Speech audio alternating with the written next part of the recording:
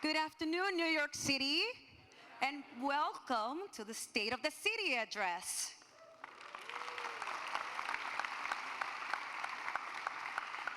My name is Karina Duarte, and it is my honor to be your MC today.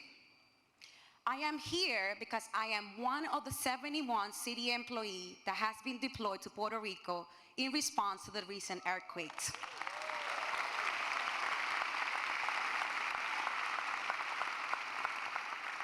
And within days for the first earthquake, Mayor de Blasio sent an advance team to assess the need on the ground. We were in Guanica when we felt the first earthquake, and later that night we were in Peñuelas when we felt the second one.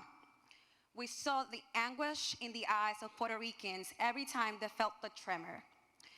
We went to homes that were completely destroyed. But I'm here to tell you that there is hope. City workers have inspected thousands of buildings, assisted with logistics and operations, and mental health teams have visited municipalities such as Guayanilla, Peñuelas, Ponce, Yauco, and Lajas. And as we did with the response during Hurricane Maria, New York City would not leave until the job is completely done.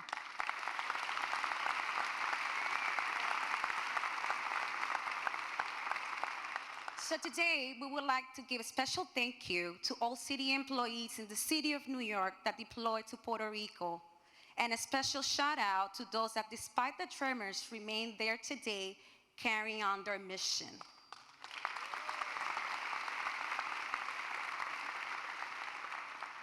As an employee myself, I can tell you that we're very lucky to work in such a great city with such dedicated people that really care about the world and do whatever we can to make a difference. And to our brothers and sisters in Puerto Rico, we have a message for you. New York City has been and always will be with you, porque Puerto Rico se levanta.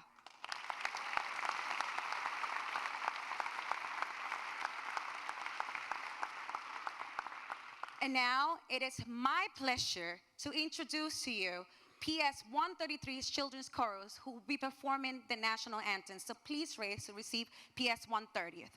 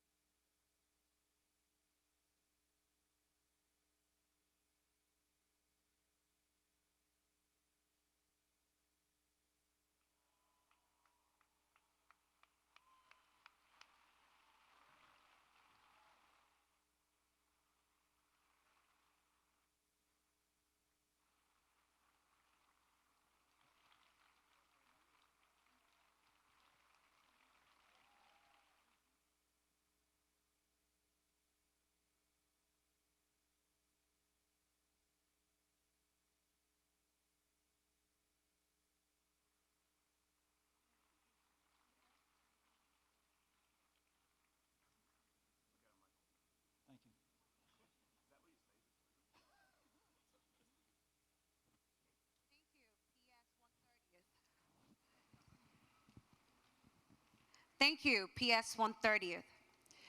And now it is my pleasure to welcome Rabbi Michael S. Miller to deliver this year's invocation.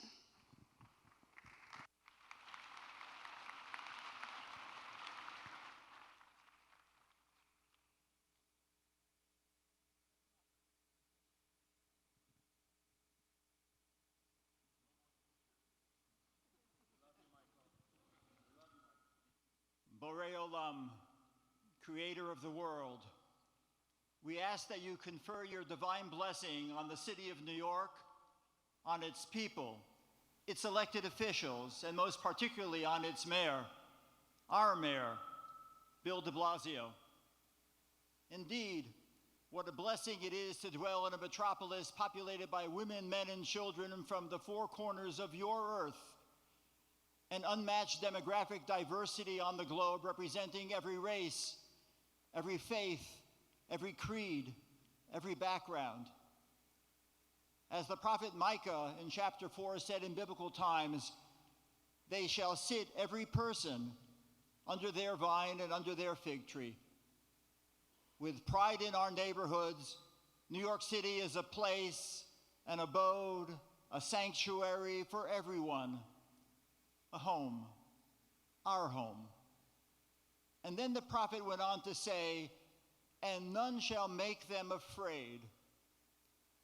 Lord, we are also blessed under the mayor's leadership to be in a city protected by the New York Police Department, whose men and women in blue sacrifice night and day to keep us safe and secure. But Lord, we know all too well that we live in unsettling times, in an anxious environment with deepening rifts, socially divided and politically polarized across the country and even here in our beloved city. Ominously, the scourge of unbridled hate, palpable anti-Semitism, threatens us individually and the communal bonds we have labored so hard to build. And people are now afraid their own city is slipping away from them as it changes around them. Yes, the Torah, the Bible, in Leviticus 19 sets out the universal commandment, you shall love your neighbor as yourself. Should it not be self-evident that we should seek each other's well-being and embrace one another? But God, you understand human nature. And in the previous verse, there's another commandment. You shall not hate your sibling in your heart. In order to love one another, we first have to expunge animosity from our hearts, our minds, our souls. Hatred has to terminate before love activates. And in several candid conversations with the mayor, it is clear to me that he has recognized this, and to his great credit, is meeting the challenge head on. We are grateful to the mayor for opening an office for the prevention of hate crimes, for organizing neighborhood safety coalitions, for developing an anti-bias curriculum, and more. As one New York City public school student so aptly said, we're required to take math, we're required to take English, but nobody requires us to learn respect. Yes, respect is a required course. Lord, bestow Mayor Bill de Blasio with the wisdom, fortitude, and foresight to ensure the fulfillment of Micah's prophecy for the city of New York, to be a haven of harmony for all who dwell therein. Oseh shalom bimromav, hu ya'aseh shalom aleinu. May the maker of peace in the heavens make peace for all of us. And let New Yorkers say, Amen.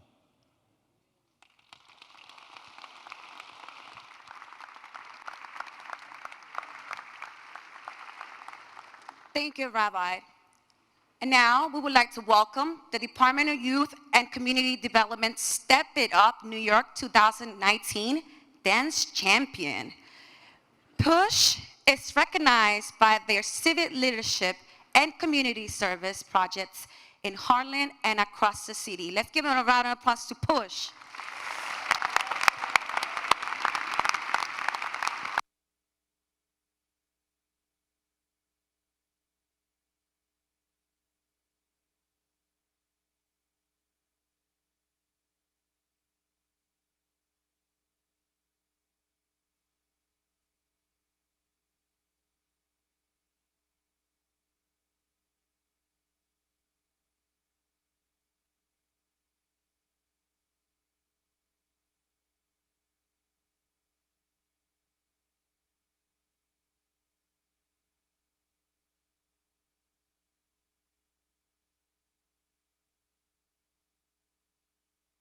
Yes, I do.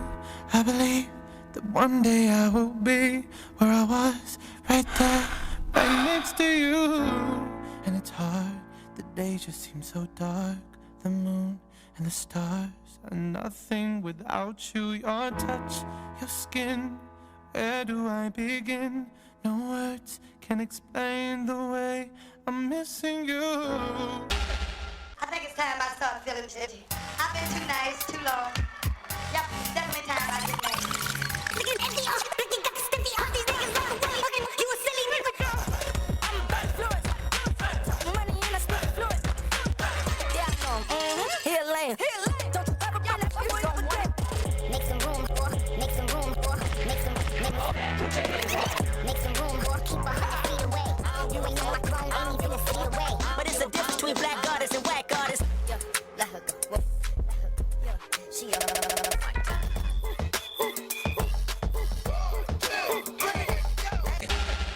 Vibes all got along. They probably down by the end of the song. Seem like the whole city go against me. Every time I'm in the street, I hear yak, yak, yak, yak. Don't fish, they call me. Hold up, hold up, hold up, hold up. Move on away right now. Put a ring in the right time. So we ain't got that dough. Baby, not yet. No masterpiece.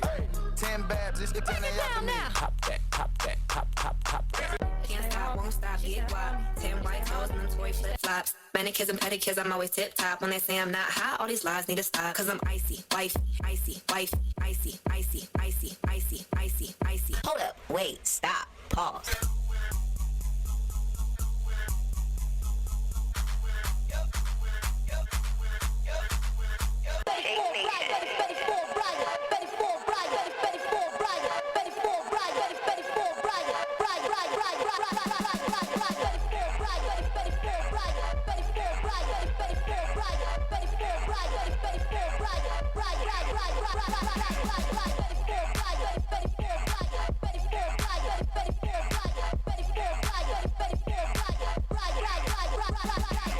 That's the end? No. I'll never love again. I'll never love you. Cause I gave my heart to a goddamn fool. I gave him everything. Now there's nothing left for you. Cause I gave my heart to a goddamn fool. I lost everything. Now I have nothing left.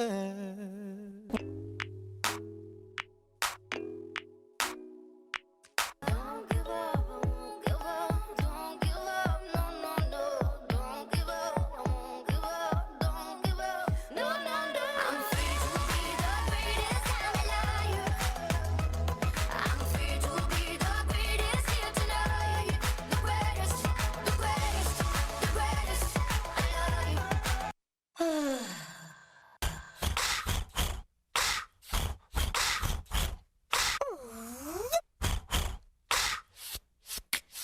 Bring the beat back. You like to vogue, and that's a fact. Do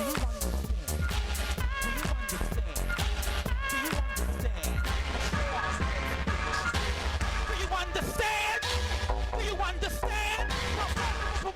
Ow!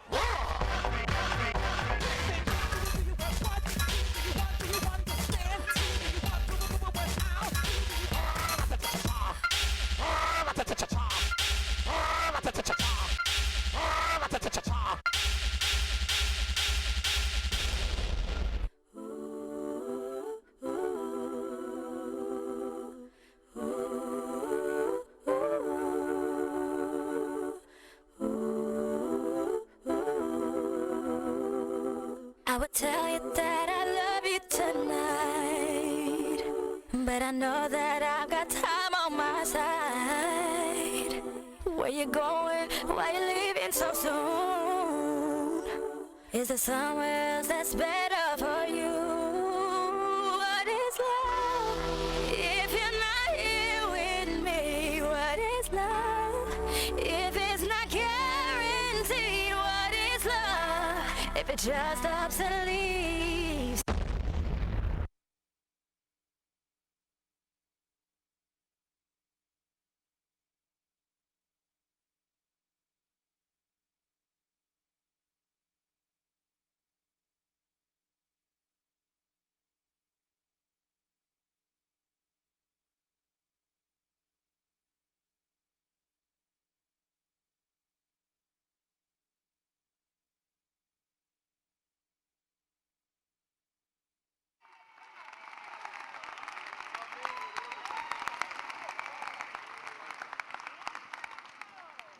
Come on, New York City, let's give it a big round of applause.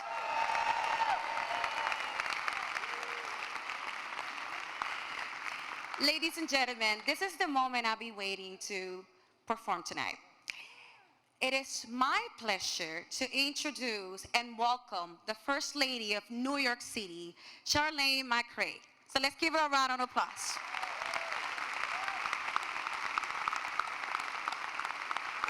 I do my head talk, check my nails. Baby, how you feeling? Head talk, check my nails. Baby, how you feeling? Feeling good as hell. Baby, how you feeling? Woo, girl, need to kick off your shoes. Gotta take a deep breath, time to focus on you. All the baby. City. Welcome to the 7th State of our City address. Since Bill took office, we have made it our mission to ease the burden on working families, all kinds of working families. Bill and I know only too well how hard it can be. I was a mess after I gave birth the first time. You know what I'm talking about.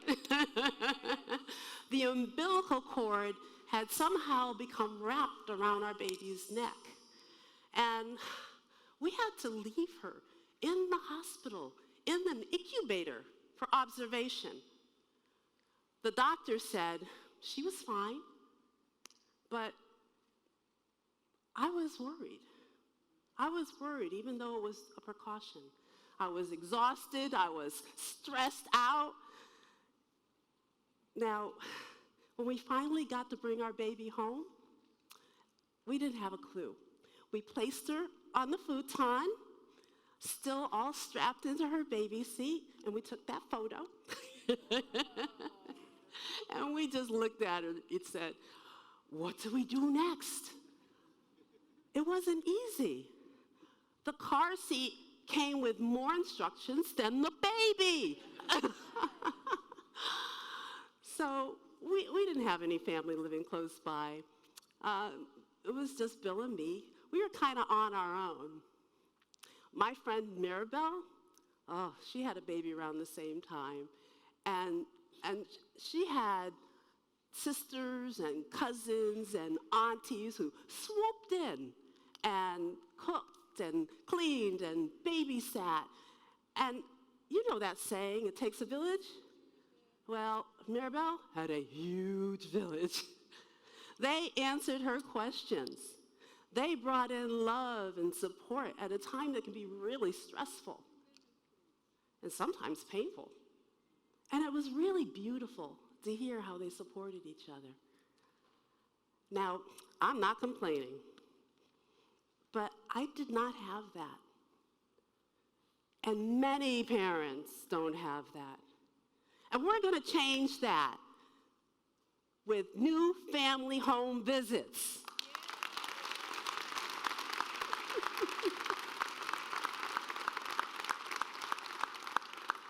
Here's our commitment. Every first-time parent in our city will get access to home visiting services, beginning in Brooklyn. this year.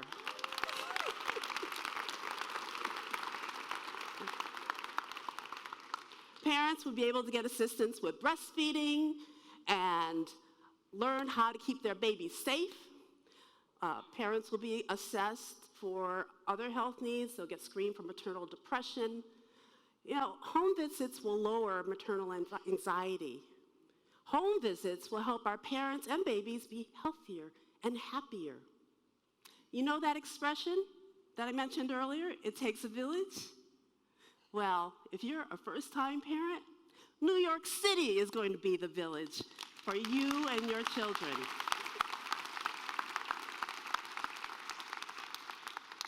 We're going to do this for our families, especially for our moms.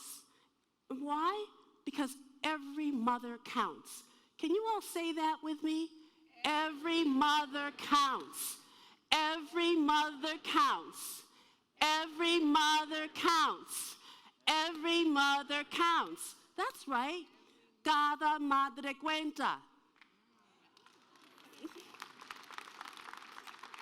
Every grandparent, every caretaker, and every father counts too.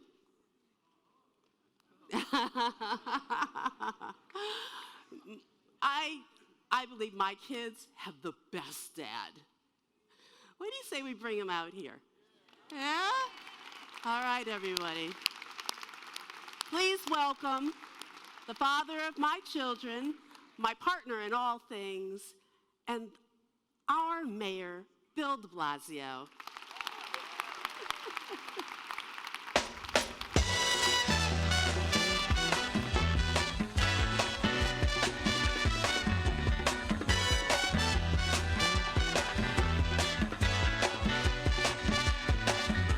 Hush now, child, and don't cry. Your folks might understand you by and by. Just move on up toward your destination. Though you may find from time to time complication.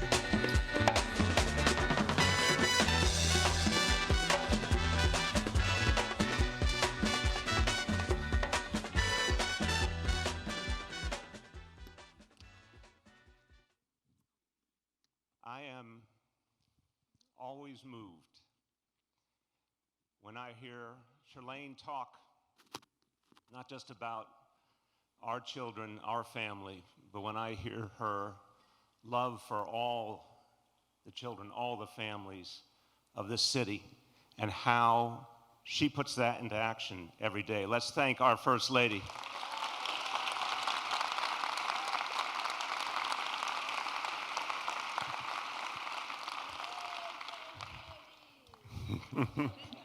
Brought your cheering section with you there. I want to thank everyone for being here. This is a room full of people who care deeply about New York City, put your heart and soul into our city. I want to thank you for all you do. This is a time we gather each year to take stock and prepare for the future, but it should also be a moment of celebration and appreciation. So do me a favor, look around you, look at all the good people, look at all the people who care. Give your neighbor a round of applause.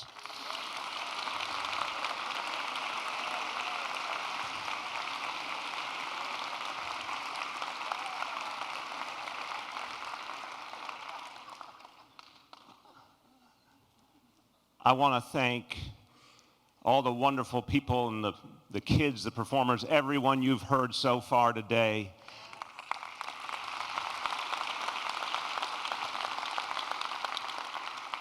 And I want to thank at the beginning the public servants who every day do so much for this city. I'm going to call out Attorney General Tish James, thank you.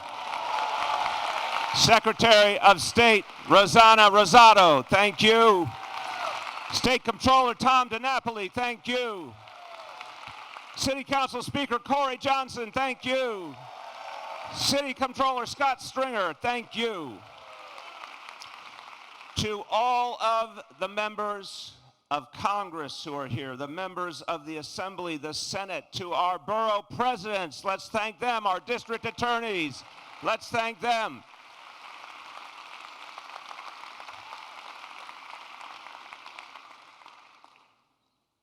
A special thank you to my old friend Michael Miller. Thank you very much for your powerful invocation, and to someone who served New York City, serves us every day, but also served Puerto Rico so powerfully. Karina Duarte, thank you so much. And finally, to everyone here at the Museum of Natural History, this is truly one of the greatest places in this city. It is one of the places that makes us proud. I want to thank the President, Ellen Futter, all your team for the amazing work you do.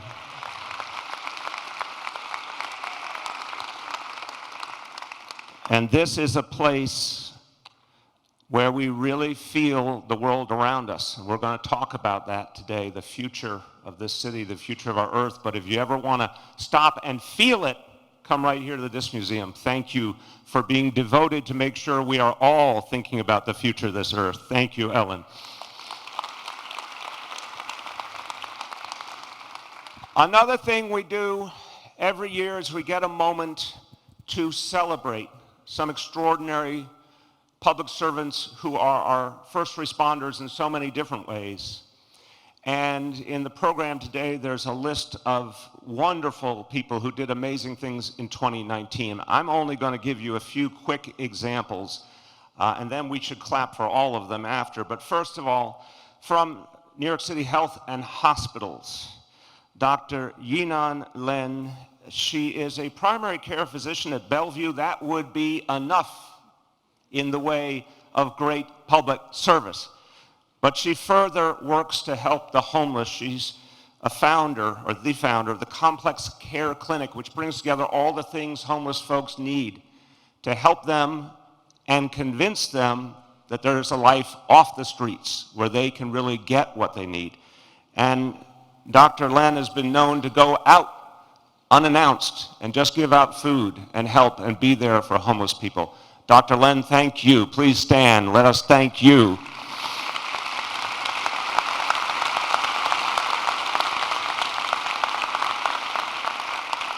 From Department of Correction, and this is an example when you are a first responder and a public servant. It's not just when the uniform's on and when you've punched the clock.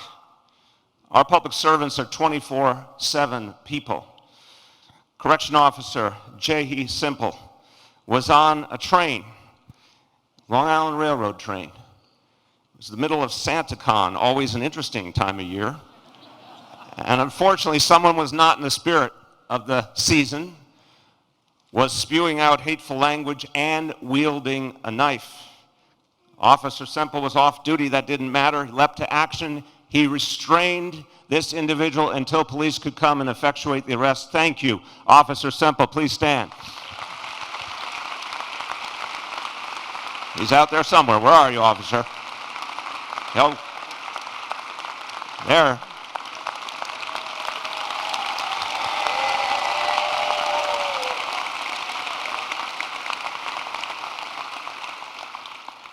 As a society, we're starting to understand that there are no boundaries to who can serve, who can be a first responder. And that means we're also seeing something that we didn't used to see, which is a married couple, both of whom are serving us. Firefighter Chris Magas and EMT Patricia Magas. They, again, are the kind of people who give so much every single day. A couple absolutely devoted to public service. But again, it did not end for them when they were off duty. One day, going about their business, and they hear a commotion next door. And it turns out a neighbor is in danger. In fact, neighbor has had a heart attack. This is literally a life and death moment. That neighbor was a retired NYPD sergeant. The Magas knew exactly what to do. They jumped into action immediately. They were in the right place at the right time, and they saved the life of a fellow first responder. Let's thank them. Wherever you are. There they go. All right. Thank you.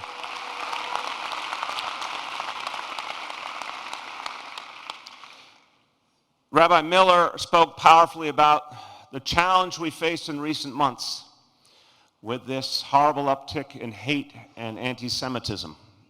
And one of the most terrifying moments was that night during Hanukkah, a night you should never expect hate to rear its head, when there was an attack in Muncie.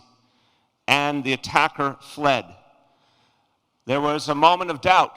Was this individual going to get away? Were there others in danger? Well, it turned out the suspect drove down to the city to West 144th Street. Our officers had been alerted.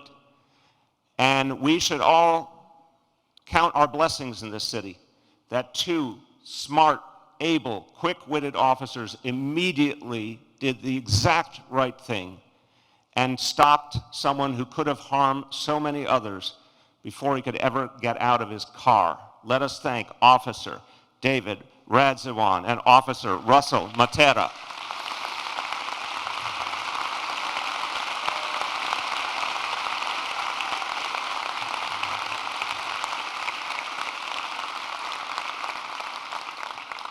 Officers, the word hero gets used too much sometimes, but what you did was heroic. What you did was so important for this city. And for everyone out there who wondered if hate could be stopped, you proved it can be stopped in New York City. Thank you.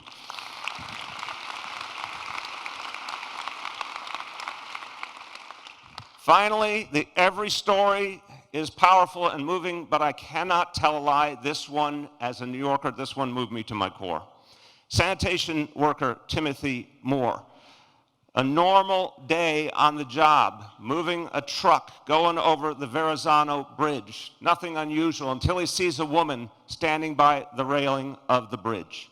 Stops his truck immediately, gets out, goes up to her, tries to see if she's okay, tries to make sure that nothing wrong is happening. The woman resists, confronts him, starts swinging at him.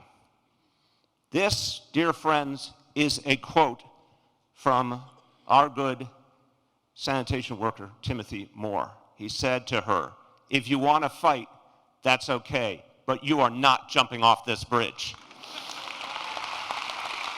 Let's thank Timothy Moore.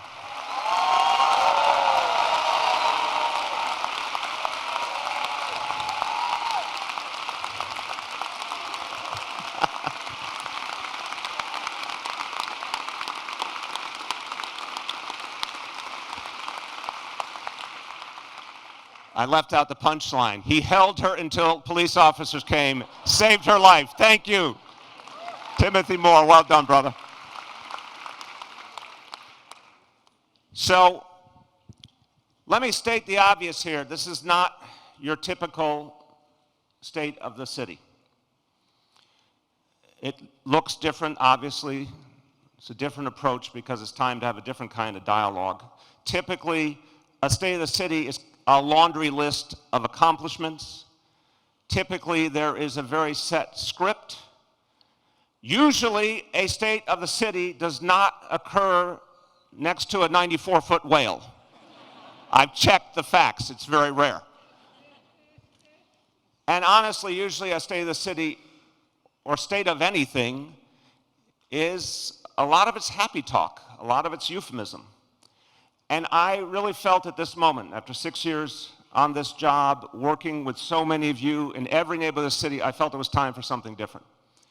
It was time to be blunt about what's going on in this city. It was time for some real talk.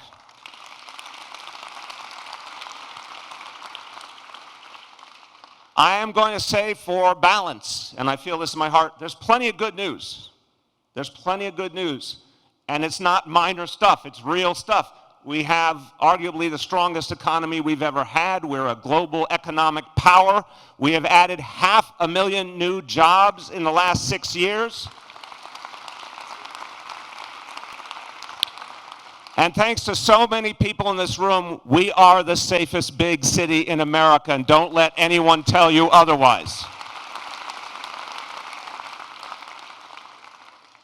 But honestly, we know those things. We don't need to repeat those things and get deep into that. What we need to talk about is what I hear about every town hall meeting I go to, every conversation I have, more and more turns to the same problem. And I have to say, and Rabbi Miller mentioned this, there is a particular fear out there, a particular anxiety. And the way I say it is people are afraid that New York City won't be New York City anymore.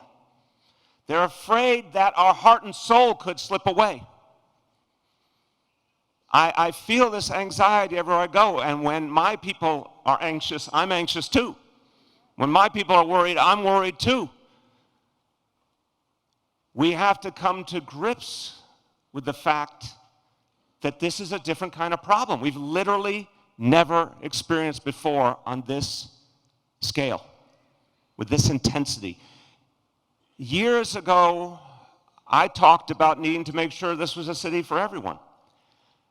And it felt like if we did a lot of the right things, that things would come together, we would make it work. But we are facing challenges, we are facing forces that we've never, ever experienced with this kind of intensity before.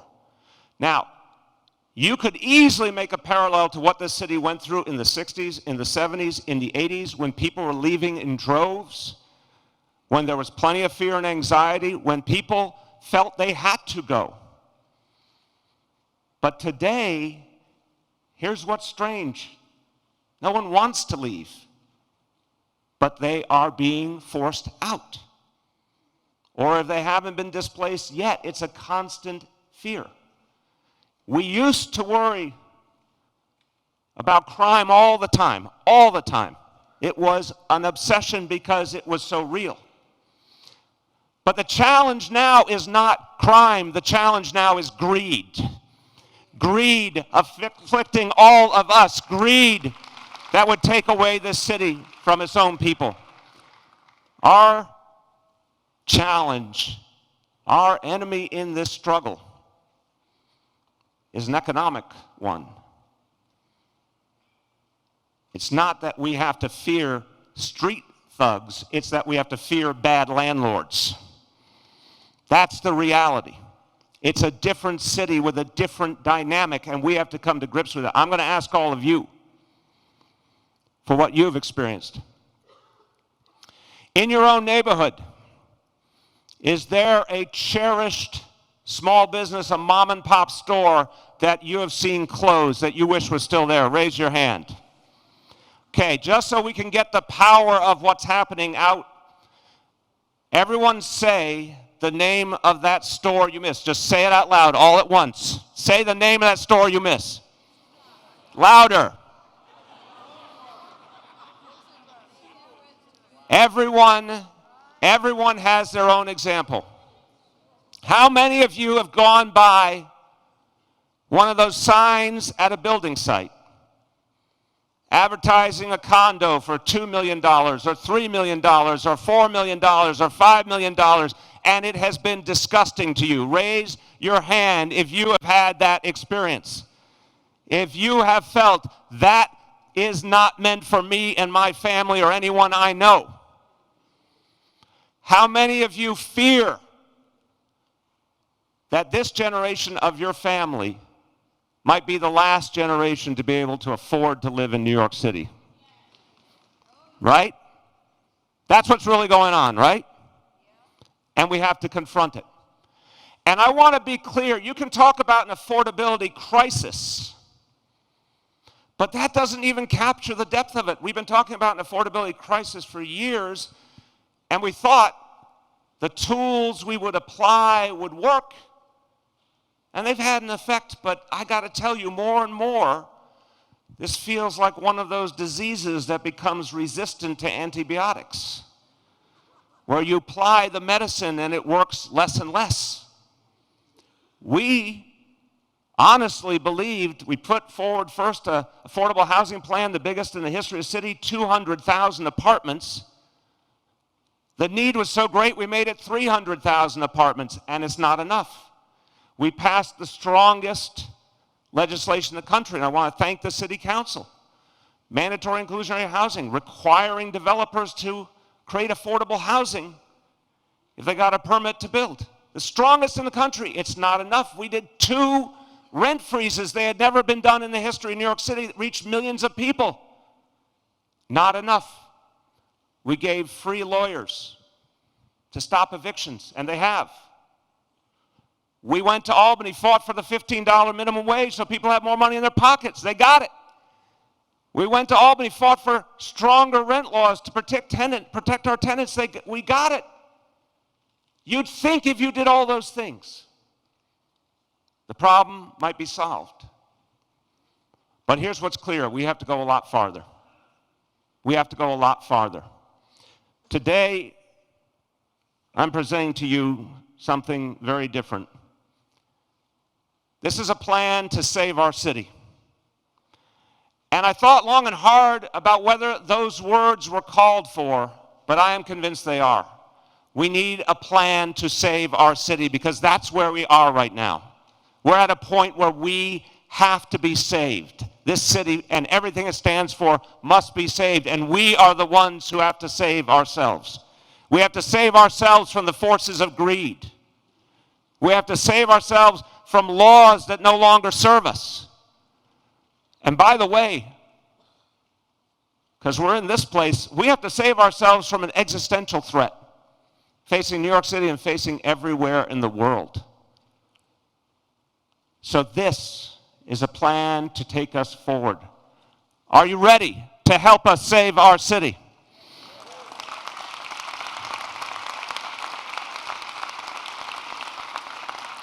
Vamos a salvar nuestra ciudad.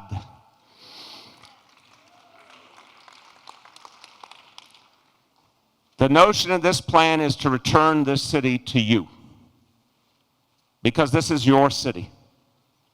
Esta ciudad es tu ciudad. You know that classic song, This Land Is Your Land? That's what we used to feel about New York City. We need to feel it again. We need to know this is our place. Every one of us, every kind of New Yorker. Which means we need to do things we have never done before. It means we need to think differently, we need to act differently, and we need to dream differently. We need to envision changes that for so long have been off the table. Now, state the obvious, doing these things won't be easy. Anything worth doing comes with opposition. Some of these ideas will come with a whole lot of opposition. But do not mistake what I'm saying as a reason for people to be fearful, a reason for people to shrink away from the challenge. This is not a time to fear, this is a time to fight. And New Yorkers know how to fight, right?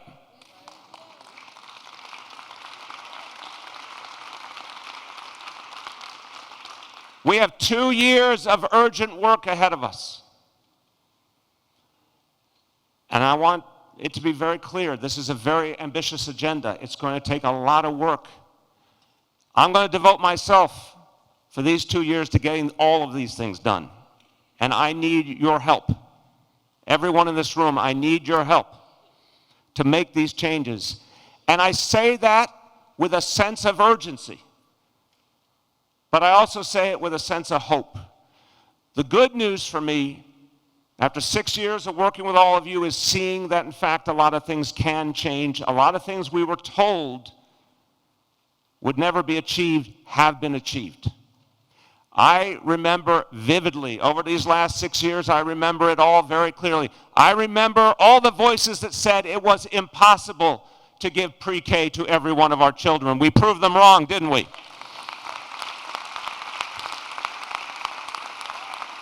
I remember when we were fighting for paid sick leave and we were told the economy would crash and we'd lose jobs, but we proved them wrong, didn't we? And Lord knows I remember when we said that a broken and unconstitutional and discriminatory policy of stop and frisk had to end. I heard so many voices say it would lead to crime and chaos and take us back in time. Brothers and sisters, we proved those doubters wrong. We proved that we could continue to become a safer and safer city, that fairness and safety could walk hand in hand. We did that.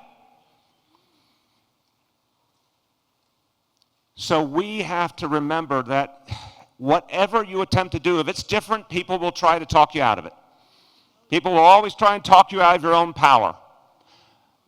But we have proven, all of us, what we are capable of. And now it's time to, once again, take up the challenge. It's time to go farther. It's time to take ideas that will work for this moment in history.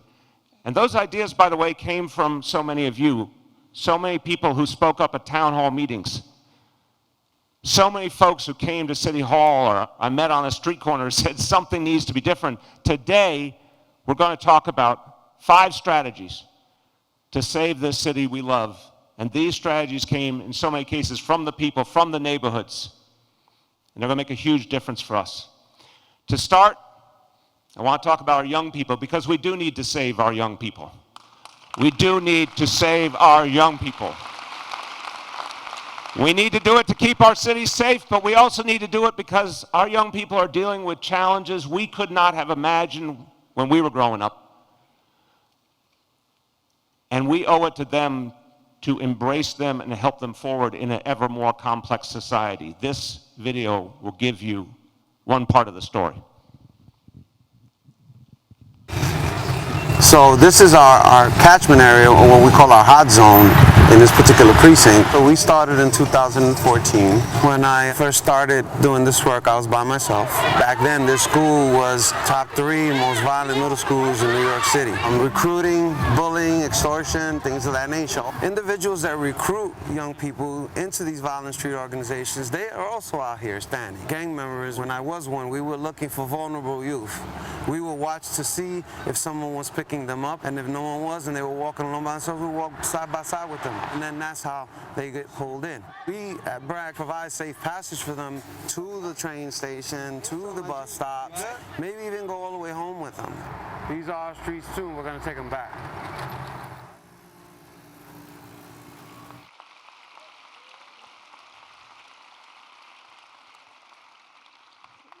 David Kaba, you saw him in this video. He works with the Cure Violence organization, BRAG, and Good Shepherd Services, and we're going to brag on them in a minute. I met David a few weeks ago at a meeting, and he said something that just gripped me immediately. He said when he was growing up in the 70s that kids had to band together for their own protection as young as 2nd grade. And that he went through a lot of tough times, and a lot of things that might have discouraged someone, but that he found the resolve in him to believe that it did not have to be that way. So that school you saw in the video, that school used to be a place where at the end of school, gang recruiters would be right outside the school waiting for the kids.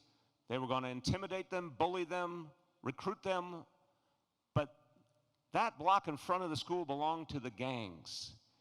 And David Kaba said, we need to change that. And one day he put himself right in front of that school and started telling those gang members to back off. And he could speak to them as someone who had been through his own experiences, had lived that same life. And David Kaba stood in front of that school, and then one day a 2nd person stood with him, and a 3rd person stood with him another day, and a 4th person, and a 5th person. And not so long after that, that block belonged to the people again and not the gangs. Let's thank David Kaba. Where are you, David? There you go.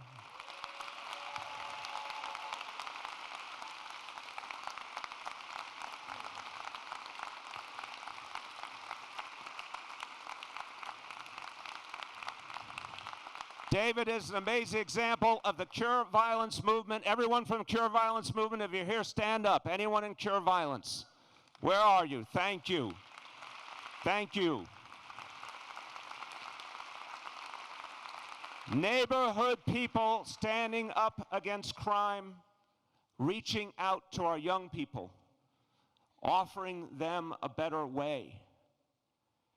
I want to be clear how powerful this is. Neighborhood people making a difference in their own neighborhoods. We have people all over the city helping to address violence and reach our young people. We have the finest police force anywhere on the earth.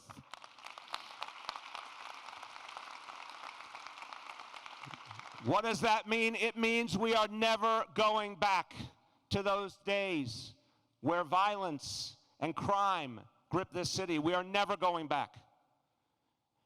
But what's so powerful is today we understand that one of the best ways to secure our future is to connect with our young people, to communicate with them, to figure out what they need, to hear them. Our young people do not need to be policed, they need to be reached.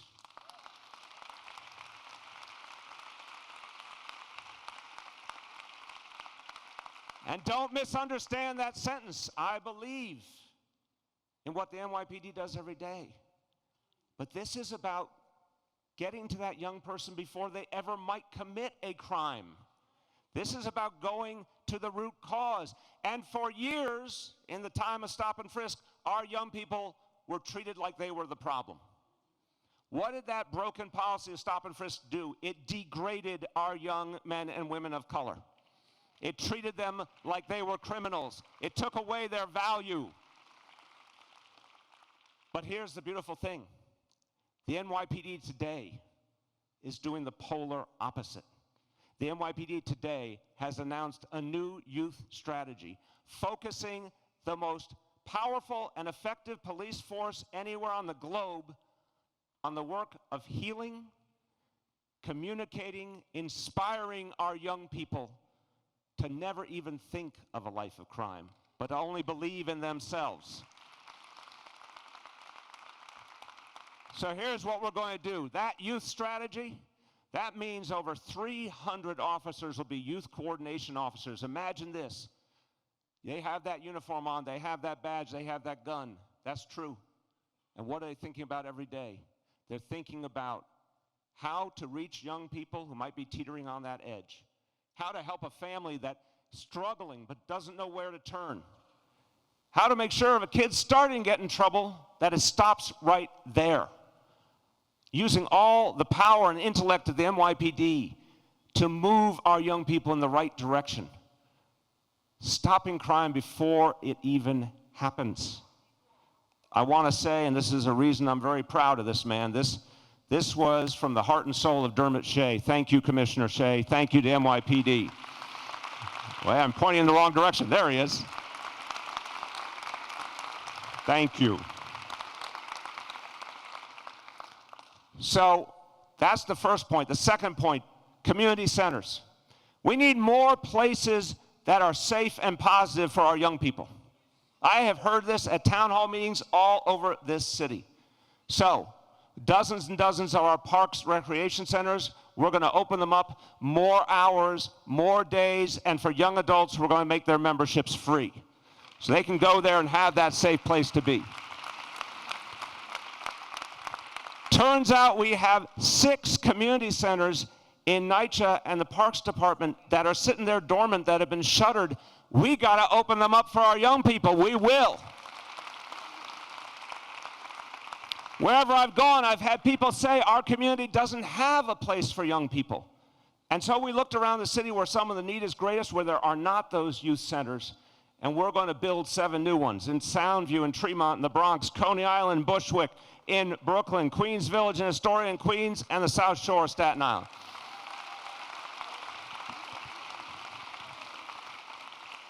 At town hall meetings, people said to me with exasperation, our schools don't have a stop sign next to them where the kids are coming to school. There's not a stoplight, there's not a stop sign. How are we going to protect our kids if we don't even have the basics? Today we announced that every school in New York City doesn't have a stoplight or a stop sign is about to get one. 1,000 new stop signs, stoplights, speed bumps for our schools and neighborhoods that need them. And everyone knows, and we're talking about safety, we're talking about young people, but we're also talking about Vision Zero. Because one of the things that's changed in this city is making Vision Zero just as much of a part of the conversation as safety as everything we talk about when we talk about policing. NYPD has been right there with this every step of the way. And now we announce a new Vision Zero unit within the NYPD, over 100 officers that will make sure our streets are safer for our pedestrians, our cyclists, and our motorists alike.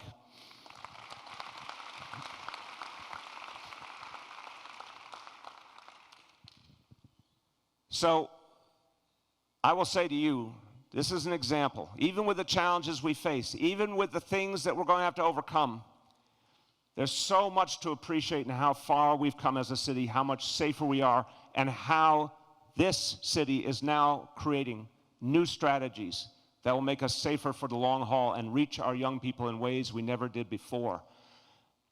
All of that, a decade, 2 decades ago, if you had talked about these kind of things, people would have laughed you out of the room. But now we've proven that we can do amazing things in this city. And I'm going to give you another example. I remember, and it pained me for years and years, all of the nasty things, the really discouraging things people used to say about New York City public schools. There were things said about our public schools, about our kids, about our teachers for decades that suggested nothing but failure, nowhere to go, no chance of ever getting better. It was never true then, and it's much less true now. And we're going to prove that all those naysayers were wrong. Take a look at this. I taught in the toughest high schools in New York City.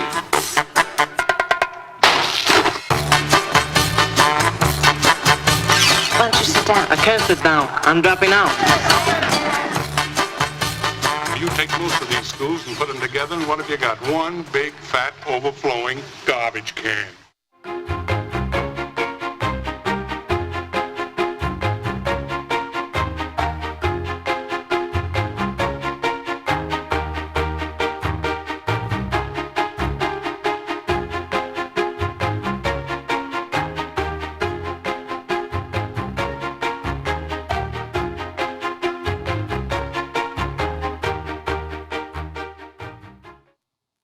So what looks true to you?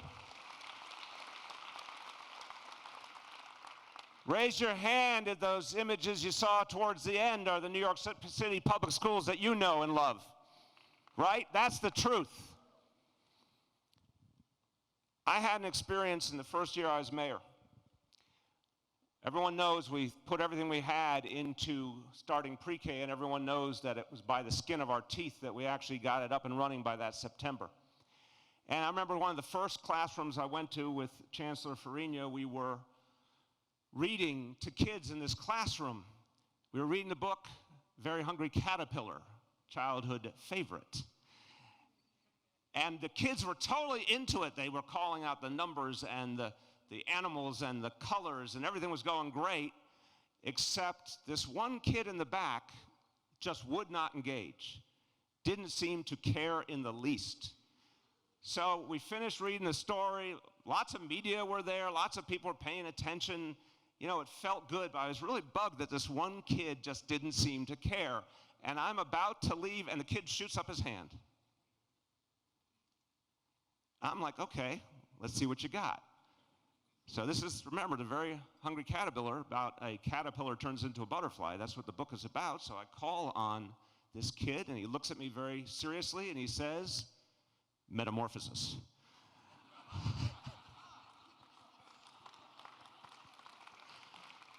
I have this on video. I am not making this up. And he is with us here today, William Alamini, PS 239. Where are you, William? Stand up.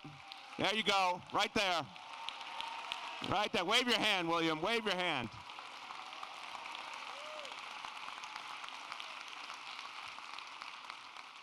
Still at PS 239 now. His teacher's here. Is teacher here too? All right, thank you for all you do. So, William, I haven't seen you since that day, but I want to tell you something. I've used that story about 1,000 times. And Because if our pre-K children can say metamorphosis, then New York City public schools can do anything.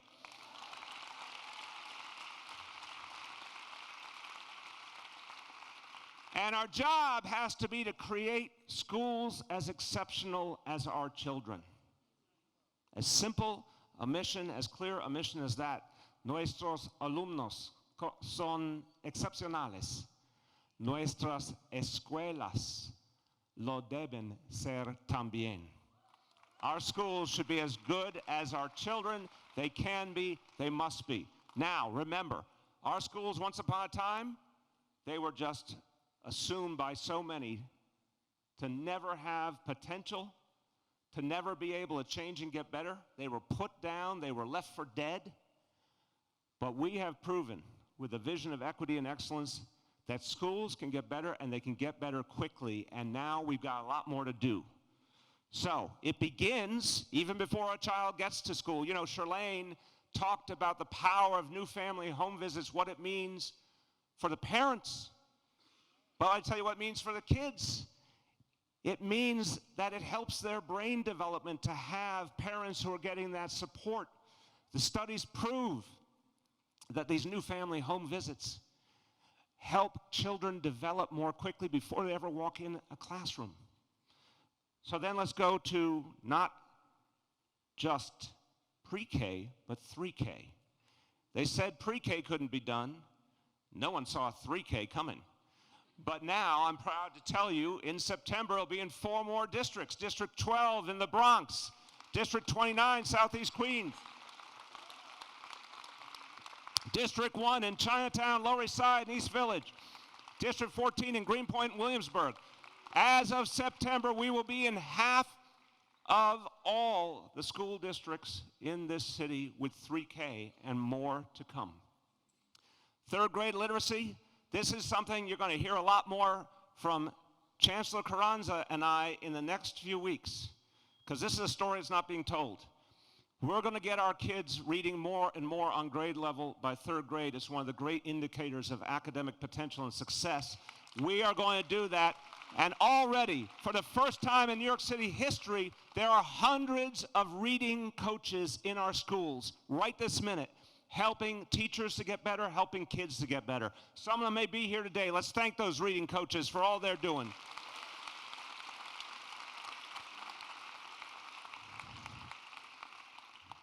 Dermot and Richard are sitting next to each other, so Dermot, you're not going to be upset if Richard borrows from Comstat a little here, borrows something that's worked so well to make the city safer.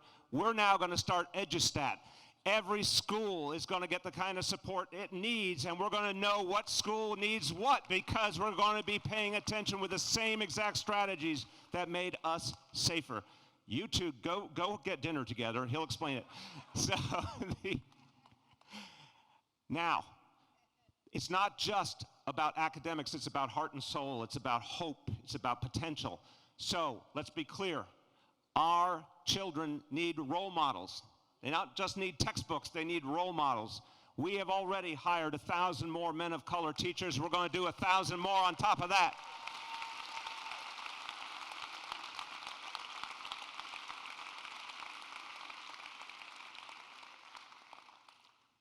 Finally, I'm going to say something that if you think this indicates that somehow I mistakenly believe marijuana is already legal in New York State. Thank you, Julia. Someone got it. You may think that what I'm saying here can't possibly be true. But in fact, year by year, the graduation rate in New York City is climbing because of so many good people in this room. Year by year, we're getting stronger and stronger. A day is coming in the next few years when the city of New York will surpass the graduation rate for the United States of America. Let's thank our educators for making that possible.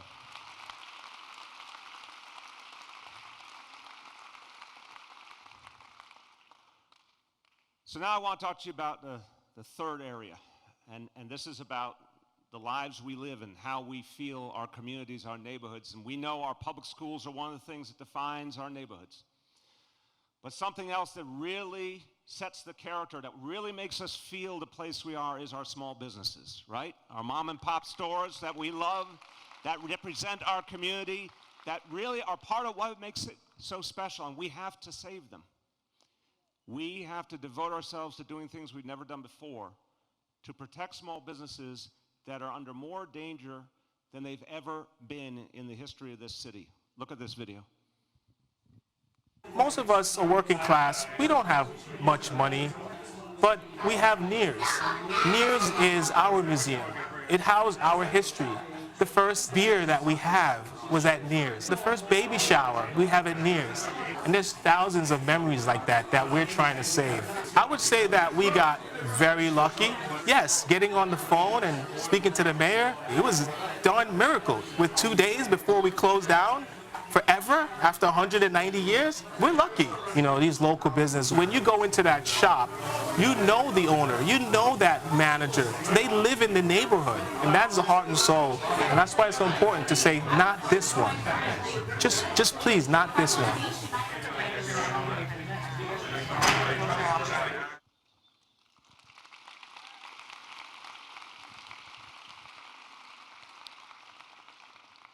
So a few weeks ago, I opened up the paper in the morning and I read about this bar in Woodhaven, Queens. I'd heard about it a little bit before, but I didn't realize it's 190 years old. I'm reading this article. I'm not going to lie to you for a second. I read it, I felt pain. How on earth could a 190-year-old pillar of the Woodhaven community, how on earth could that be in danger? But the article said it was going to close in 2 days. And I am going to tell you, I went through the whole cycle of feeling. Anger, and then trying to think, what could we do? And then thinking, oh, they've only got 2 days, it's probably too late. And I got to a point of a little bit of resignation. An hour or two later, I was on WNYC, and a call comes in from the owner of Nears. And he says that even though he's only got 2 days left, that this is part of a community, that people love it, that generation after generation have cherished it, and he's trying with all his heart and soul to find a way to save it. And I heard that he was willing to fight, and it made me willing to fight. We called Loy. In the hours after that, our small business services team immediately connected with him, found a way to get him resources, found a way to get him help. Thank you to the Queens Chamber of Commerce. Thank you to the elected officials. Everyone did something you could not imagine. In a matter of hours, Nears was saved. Let's thank Loy for all he does for the Woodhaven community.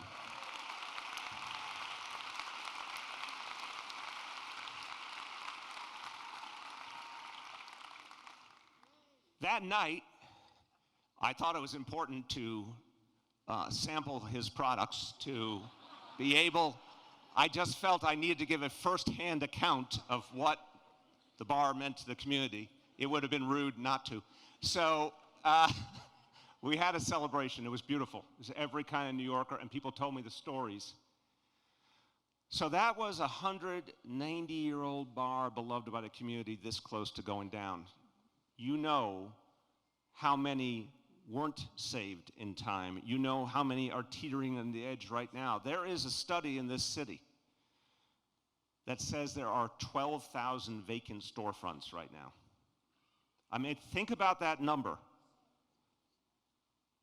I want to ask people here in this room, have you gone down a block in your neighborhood and it looks like you almost can't recognize it because there's so many closed storefronts? Who has had that experience? Right, look how many hands go up. Something is happening. It is happening so fast, it's almost been impossible to make sense of it, but now we know. 12,000 vacant storefronts by one cut, but imagine for a moment, what if that was 2 times that many? What if it was 3 times that many? What would that mean for our neighborhoods? So we have to do some very different things to address this challenge. First, when we came into office, I said we would cut small business fines. I want to thank the city council. They've been right there with us. We have cut business fines by 40% since the beginning. We're going to cut them again. We're going to put $6 million back into the pockets of small business. I hear all the time from small business owners how hard it is to make sense of the city bureaucracy. We're starting a navigators program. If you own a business, if you're starting a business, there's somewhere to turn where a human being will actually help you get the things you need from government. Keep your small business going. This next one is crucial. Too small to fail. Let's turn the equation on its head. Country did backflips to save big banks. Why don't we do everything we can do to save small businesses?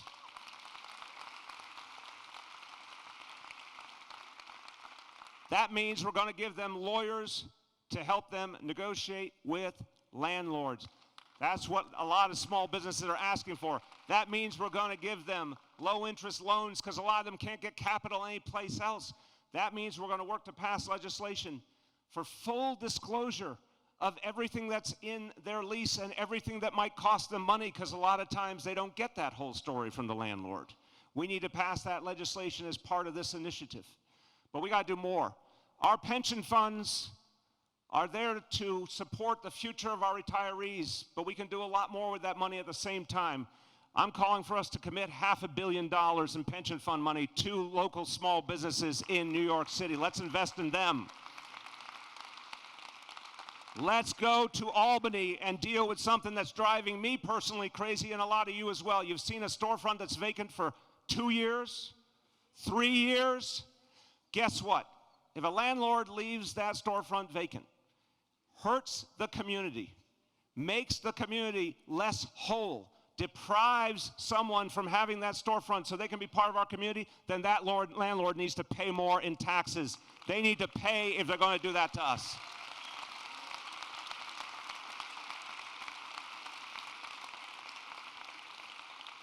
And this last one, I am going to be scrupulously honest. For years and years, I've heard different proposals around commercial rent control, and I have not for one day been able to find one that I thought was legal. That's the truth. As appealing as the idea is, I couldn't find one that's legal. But I think the time has come to settle this once and for all, because we, at this point in our history, we may need this to be able to save our small businesses. So I will name a commission, just like Speaker Johnson and I named a fantastic commission on property tax with extraordinarily talented people. I'm going to name a commission of people of different viewpoints and different expertise to come back to us once and for all this year with an answer. Is there a legal way we can have commercial rent control in New York City? That is the answer we need. And if it's a yes, we should go to Albany and get it done in 2021.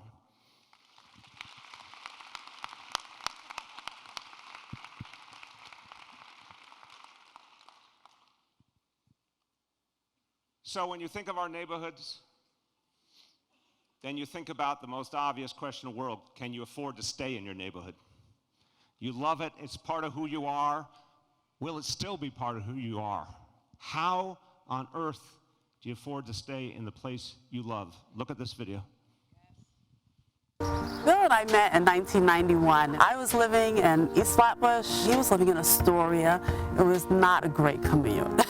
In the early 90s, Park Slope was very different. And, Dawn, hi! Hey, Marty. The rent was $1,000. That was way too much for me to pay by myself, but together we could do it. It was the first place where I felt like I wanted to stay for a while.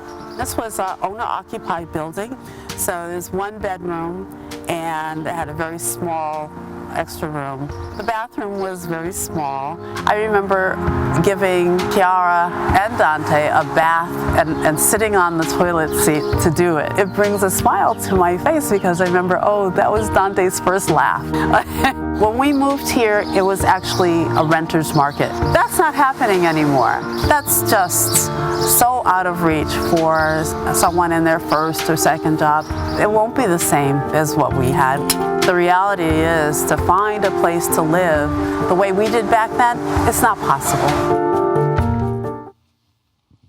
So, Charlene's right, it's not possible for so many people right now.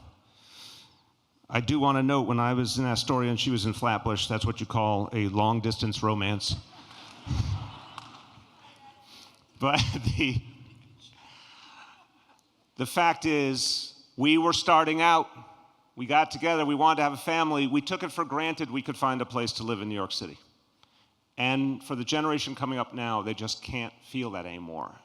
And we got to change that. We can't have a city where its own people feel it's not going to be theirs in the future. And I said, we tried all these things that we thought would be the difference makers. But the world around us has changed very rapidly, and it's time to do some very, very different things if we're going to keep this a city for everyone. So first, we have to reform our property tax system. It's not fair. It's not transparent. It's not equal. It's time to change it.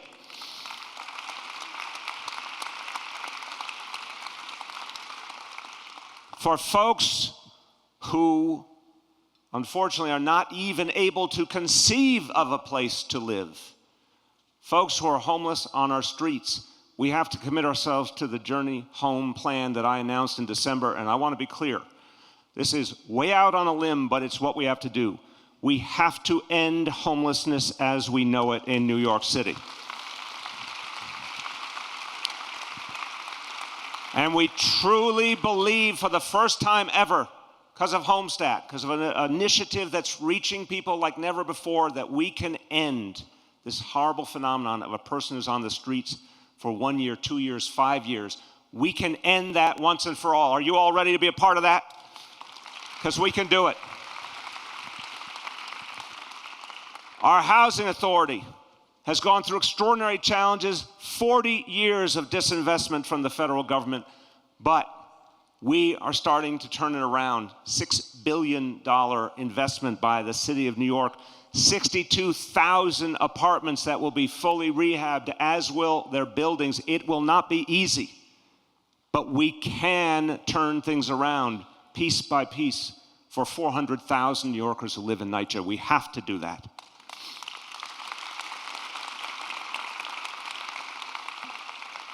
And then this phrase is a new phrase, and it's a new idea, and it's a new approach. Your Home NYC. This will now be the umbrella for all of the affordable housing policies that we put into play. You're going to see this now all over New York City. It's going to be an indicator of everything your city is doing to keep this place affordable for you. And we're going to be changing some of the elements of our affordable housing program. One of the things I've heard most from people all over the city is that we need affordable housing to reach people with lower incomes, people who are struggling in this city.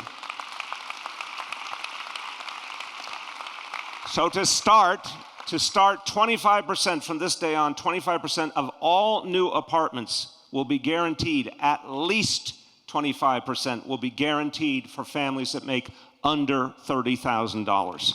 And we will keep growing from there. But even more important than the new apartments is preserving apartments in place for struggling New Yorkers, working New Yorkers. Preservation, subsidizing apartments so working people can stay in them. This is the single best tool we have to fight all the problems we're seeing with gentrification and rising prices. When we preserve an apartment, it means that family can stay there for decades and pay only 30% of their income in rent, whatever their income is. In the next 2 years, we will reach 78,000 more New Yorkers. We will keep them in their apartments, and they will be able to afford those apartments. That is what your home will be all about. Here's a new idea. How would you like to rent an apartment and not have to pay a security deposit? Raise your hand if that sounds like the right thing. Right now, under the law, you only have one option. You have to pay up front. We're going to work with our colleagues in Albany and New York City to first give you an option that instead of a single payment, you can pay in installments and lighten that burden, because there's so many New Yorkers who just can't get an apartment because they can't put together the money for the deposit. But second, there's a legal way to do this. Imagine if you only paid a little bit each month for all the time you were a tenant. So you never had to shell out a big chunk of money. There's a law that could give you that right, and you could say goodbye to security deposits.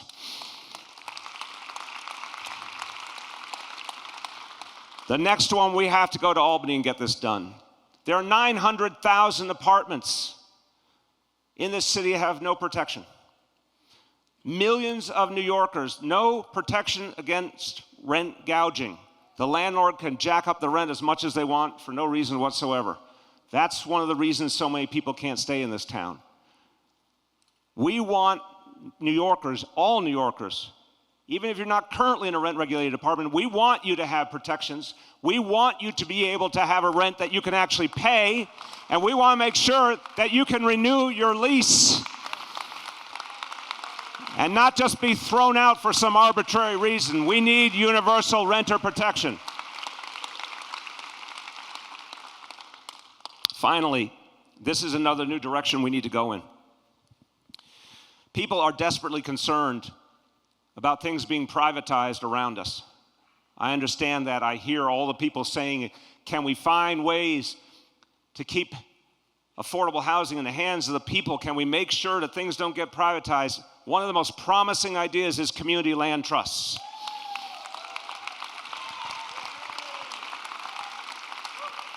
So I'm announcing today this will now be the policy of the City of New York. We're going to start with 3,000 New York families who will get affordable housing through community land trusts, and we can expand that to tens of thousands of other families in the coming years.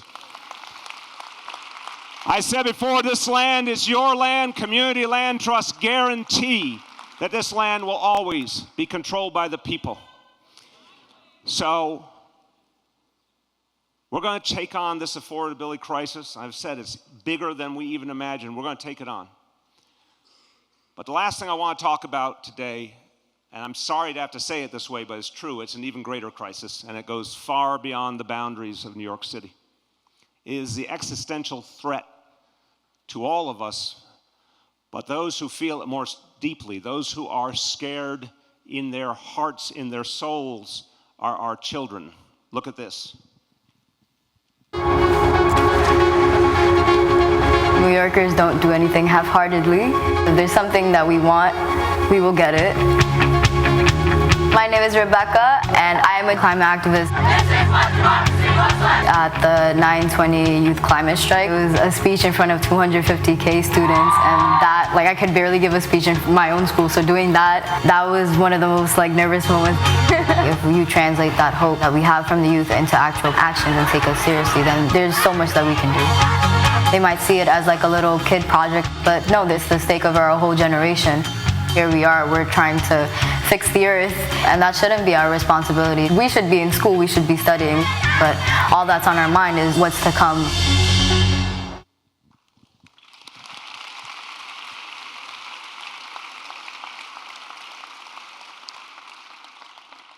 That last sentence from Rebecca, all that's on our mind is what's to come. Imagine that.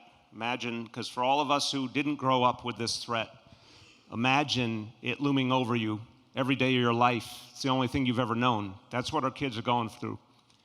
So I got asked, as did the chancellor, what we're going to do about the idea that our kids might walk out of school one day. Not something we took lightly at all. But we had to think about this through a prism we've never had to consider before. This is about survival. This is about their futures. We will not be here for all that they will experience. So the more I thought about it, the clearer it got. This was not about our kids trying to take a day away from us. It came down to this for me. If we didn't give them that right to stand up for their own futures, we'd be taking something away from them.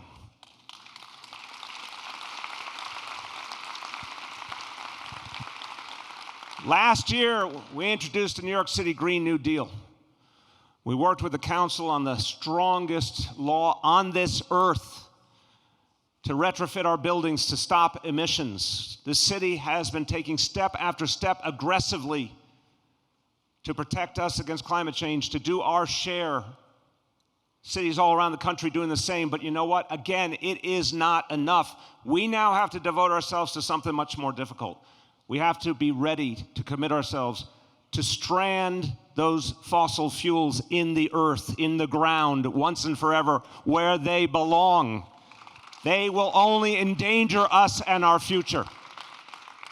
It is difficult to wrap your mind around a world without oil and gas. We've all grown up with it. But brothers and sisters, if we don't get away from oil and gas, there won't be a world for our children and grandchildren. And we are one of the leaders on this earth. We have to show by our own actions what can change and must change, and that we will prove in our time these changes can be made, and we will save this earth for our children and grandchildren.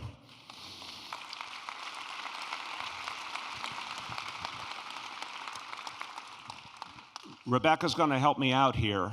The first thing we have to do is end the use of plastic bottles. We're not going to buy any more. The city of New York's going to stop buying them. We're not going to allow them on city property anymore. They are made of fossil fuels. They are hurting the earth. We don't need them. Time to get rid of them.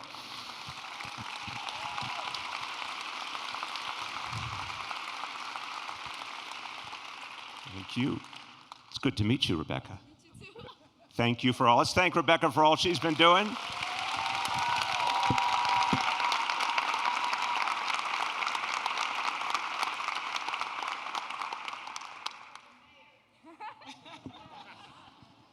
Tish is creating controversy over here.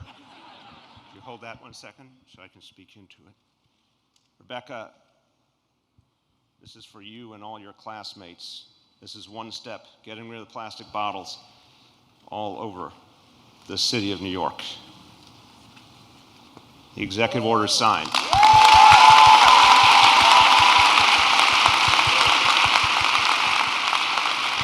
you very much. You'll be back.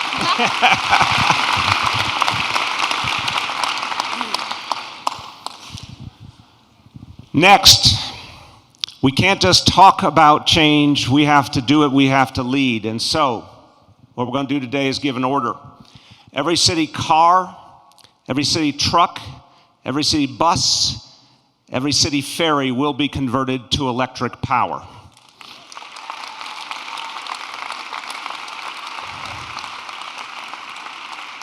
Why, look, Rebecca's back.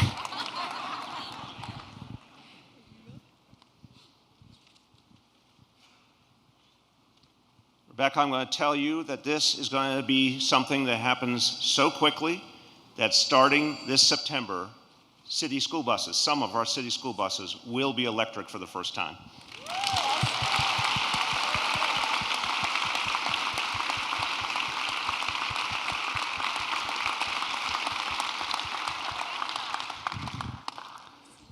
Yeah, thank you, Rebecca.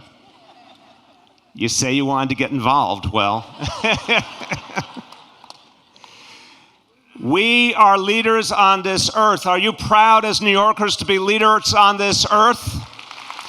Always showing the way to a fairer society, a better society. So Governor's Island is going to be the place in this country, one of the places on this earth that will lead the way. Governor's Island was the very first part of New York City to grow in its modern form.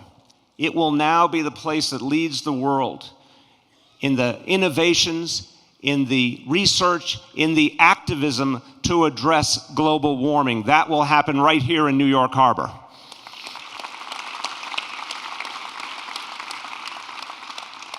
We also believe, since we are the center of so much innovation and entrepreneurship, that we should lead the way in the new emerging wind industry.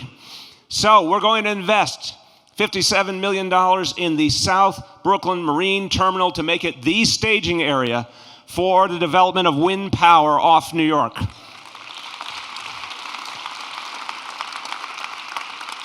And by the way, for any people who say, and they have every right to ask the question, what happens to people in those old fossil fuel jobs? We don't want to hurt the people who do the work. We don't want to hurt hard-working New Yorkers, hard-working Americans. We want to give them new jobs in renewable energy that will help us to the future. Next, we're going to double the use of solar power here in sunny New York City. 50,000 New York homes will get solar power on their roof. We're going to have a person you call, a human being, who will help you to get solar on your roof and you will not have to pay upfront costs. The city of New York will make sure that solar gets to you so that you can have a green future.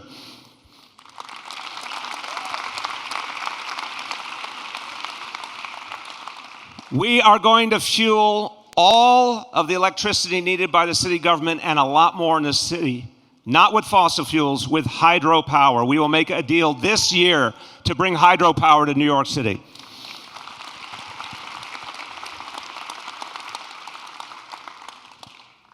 Patterned after that extraordinary retrofit law for our big buildings, we're going to take the next step.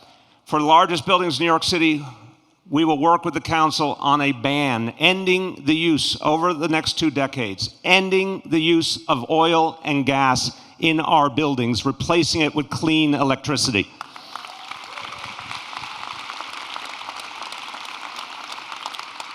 And finally, I know for a lot of us, and I was one of them, it was hard to take in the notion that we were just going to cancel everything that we've depended on for fossil fuels. It kind of doesn't make sense when you first hear it. But it's something we have to do to survive. If we don't break this addiction to fossil fuels, it will break us. We have to overcome it. And so I'm announcing an executive order to end the creation of fossil fuel infrastructure in New York City once and for all.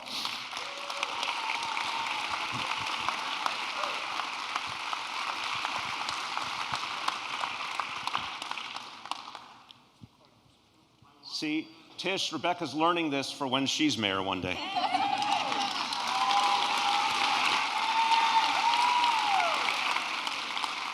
There you have it. Let's say goodbye to fossil fuels in this city. Thank you, Rebecca. So, we got to act in a different way. We have to overcome the status quo that's been handed to us. Everything today that I've talked to you about is about thinking differently, and I said dreaming differently, being ready to do things we thought. Moved to Brooklyn. She has been a community activist every day since. Stand up, Julia, stand up.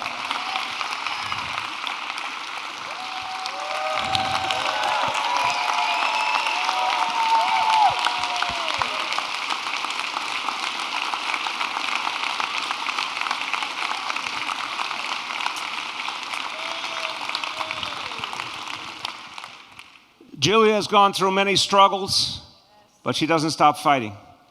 But when I saw her with Charlene a few weeks ago, wanted to visit her and support her as she's dealing with challenges.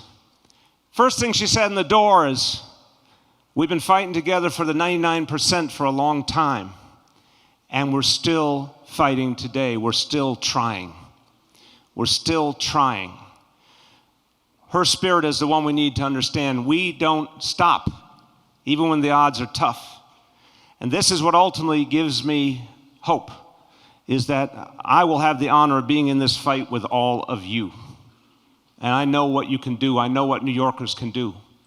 Tengo fe, porque estamos juntos en esta lucha. We're together in this fight as New Yorkers. We've proven what we can do time and time again. We've proven it for the last 6 years. We've got a lot more to do. I can tell you, I'm very moved by what we've achieved together. I'm moved that we got pre-K for every one of our children, but I'm not satisfied. I won't be satisfied until we have the best public school system in the United States of America.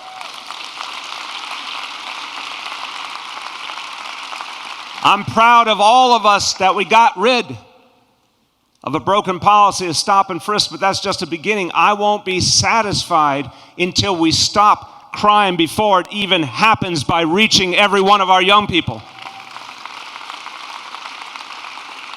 And all of us together have created a lot more fairness for millions of New Yorkers, but I will not be satisfied until we change the rules of the game altogether. It will never be easy, but it can be done. If we fight like our city depends on it, if we fight like our neighborhoods depend on it, if we fight like our lives depend on it, we can make that difference. We can use our power, our collective power. We can dream differently. Now, when you walk out this door, you can actually set your watch by this. Within a few minutes, you will start to hear people say to you, this is impossible. Here's a blueprint. Choose your favorite item, and someone will start to tell you it's impossible. They'll say it's crazy. They'll say it's too much. They'll say it will kill jobs. They'll say it will ruin economy. They've said it so many times before, they were wrong every single time. If we had listened to those naysayers, we'd still have stop and frisk today. If we listened to those naysayers, we would not have paid sick days for 1 million more New Yorkers. If we listened to those naysayers, we would never have tried to do pre-K, let alone 3K. So we have to remember who we are. We are New Yorkers. We do extraordinary things all the time, don't we? So let's do something extraordinary again. Let's not just bend the status quo, let's break it. Let's break it and create a city that really is for everyone and will be for generations to come. Let's go save our city. Thank you.